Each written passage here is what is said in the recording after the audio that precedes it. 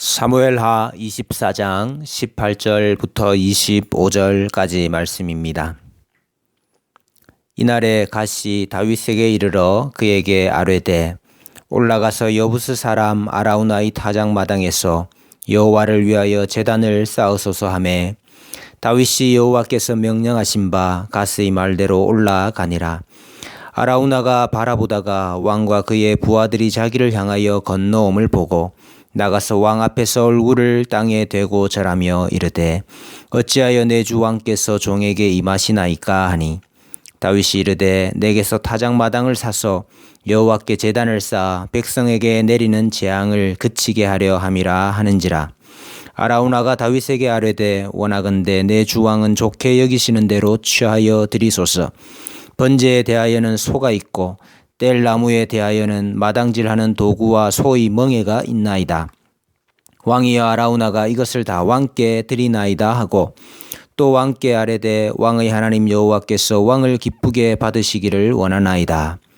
왕이 아라우나에게 이르되 그렇지 아니하다. 내가 값을 주고 내게서 살이라. 내 하나님 여호와께 번제를 드리지 아니하리라 하고 다윗이 은 50세겔로 타작마당과 소를 사고 그곳에서 여호와를 위하여 제단을 쌓고 번제와 화목제를 드렸더니 이에 여호와께서 그 땅을 위한 기도를 들으시매 이스라엘에게 내리는 재앙이 그쳤더라. 아멘. 이스라엘 백성을 향한 하나님의 진노가 무서웠습니다. 전염병으로 죽은 자가 7만 명이었습니다. 그러나 하나님의 마음은 이미 이스라엘을 불쌍히 여기셨지요. 그래서 갓 선지자를 통해 다윗에게 제단을 쌓으라는 명령을 하십니다.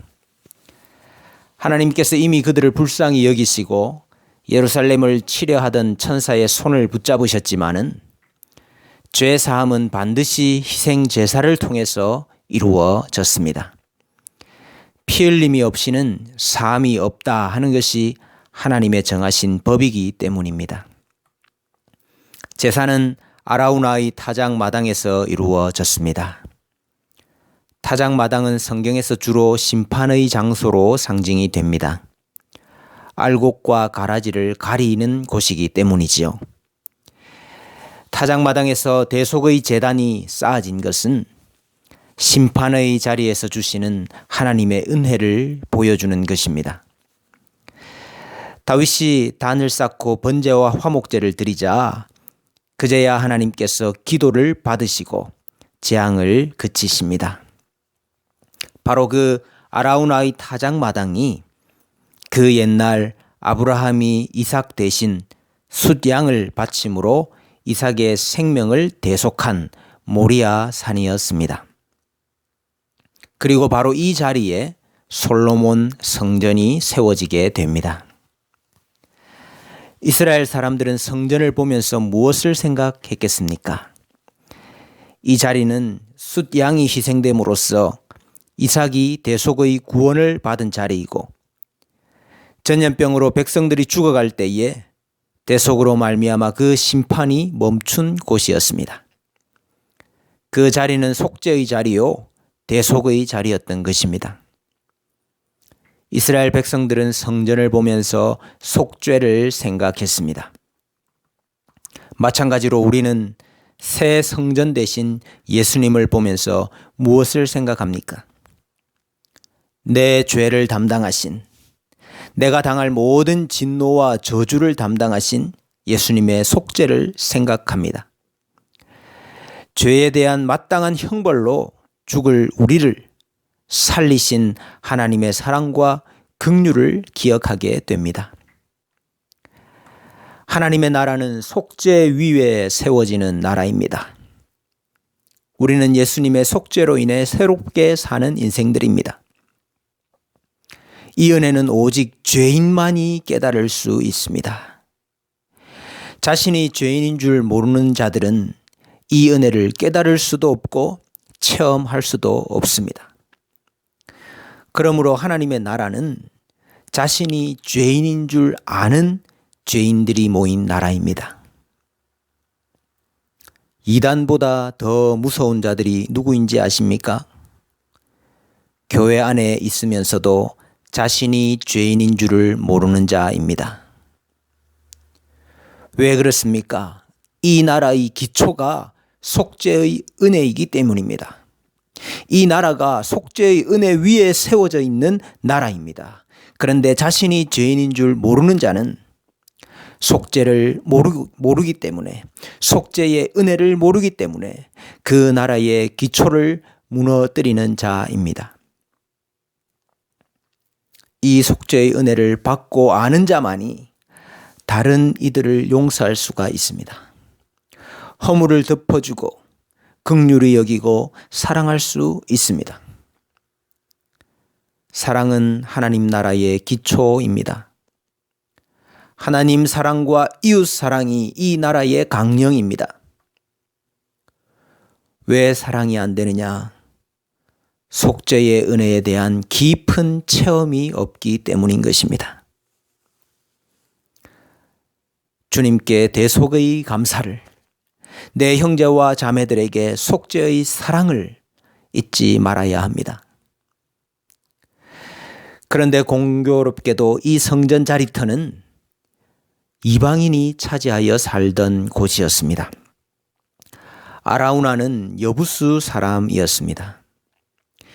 여부스 족속은 가나안 족속 중 한 족속이었습니다.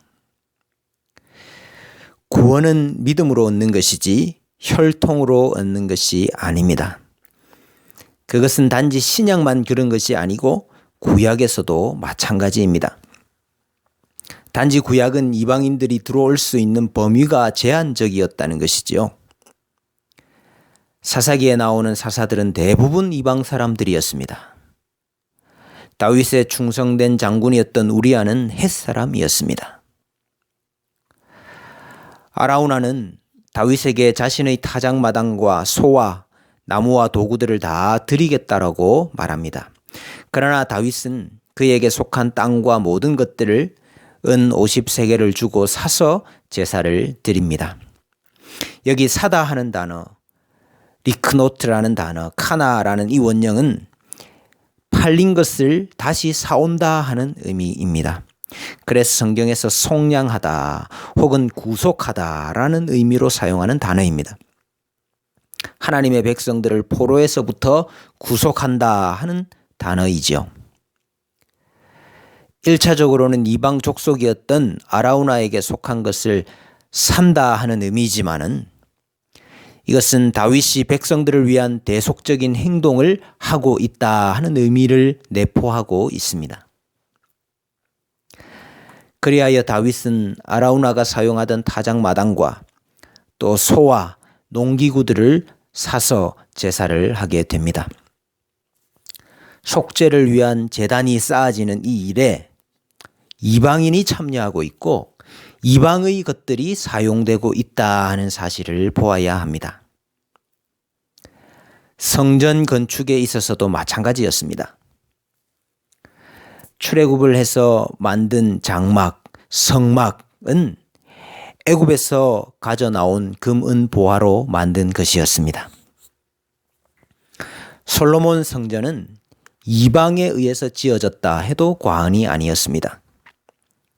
두로 왕 히람이 보낸 백향목과 그들의 목수와 석수로 만들어졌습니다. 이 모든 것들은 새언약 시대 성전인 교회가 바로 이방인에 의해 세워질 것이라는 것을 예표하는 것입니다. 하나님의 나라는 이방인들에게 열려 있습니다. 예수 그리스도께서 이 문을 활짝 여셨습니다. 그러므로 교회는 이방인들에 대하여 또 믿지 않는 사람들에 대하여 열려 있어야 합니다. 우리가 이것을 알기는 하지만은 실제로 우리의 손과 발이 또 우리의 입이 열려 있지 못할 때가 많습니다. 예수님께서 이 문을 여셨는데 우리도 모든 사람들에게 이제 문을 열어서 많은 사람들이 예수님께로 돌아오는 역사가 있기를 원합니다. 우리는 사무엘서를 통해서 주의 나라를 회복하소서라는 주제로 하나님 나라 역사의 한 부분을 살펴보았습니다. 주의 나라가 어떻게 하면 회복됩니까? 사사시대에서 왕정시대로 시대가 바뀌고 제도와 체제가 바뀌면 가능한 것입니까? 제사장이 엘리에서 사독과 아히멜렉으로 바뀌면 되는 것입니까? 왕이 사울에서 다윗으로 바뀌면 되는 것입니까? 전혀 그렇지 않습니다. 다윗을 이스라엘의 주권자로 삼아 자기 백성을 구원하시려는 하나님의 약속, 오직 그 약속으로 인해 주의 나라가 회복되는 것입니다. 하나님께서 자신이 하신 약속을 자신이 이루십니다. 그러므로 주의 나라를 위해, 주의 나라의 회복을 위해 일한다는 것은 한나와 같이 엎드리는 것입니다.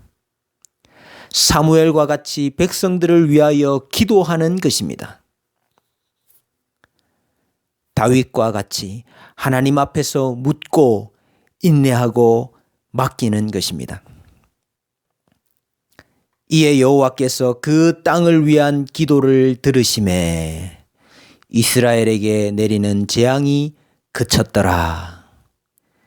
이스라엘 땅을 위하여 기도하는 것입니다.